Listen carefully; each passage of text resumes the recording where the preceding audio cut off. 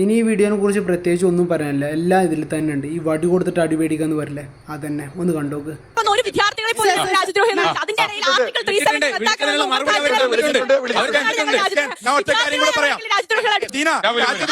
Article 377 ഞങ്ങളോടൊക്കെ പാകിസ്ഥാനിലേക്ക് പോകാൻ പറയുന്ന ഇവര് അദീന ഭാരതിയോട് വത്തിക്കാനിലേക്ക് പോകണം, അദീന ആൻ അലക്സാണ്ടർ എന്ന് പറയുന്ന നാളെ വിദൂരമല്ല.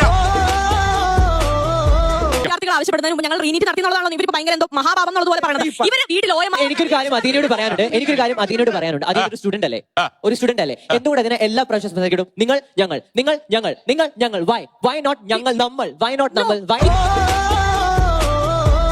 അദീന പറഞ്ഞു ധർമ്മേന്ദ്ര പ്രധാൻ വളരെ സമാധാനമായിട്ട് ബാക്കിയുള്ള കാര്യങ്ങളെല്ലാം കഴിഞ്ഞ് കുളിച്ച് റെഡിയായിട്ട് രാജിവെച്ചു എന്ന്. അതിനിടയ്ക്ക് ഒരു എന്റർടൈൻമെന്റ് ആയിരിക്കും ഞങ്ങളുടെ പിള്ളേർക്ക് കൊടുത്തത്.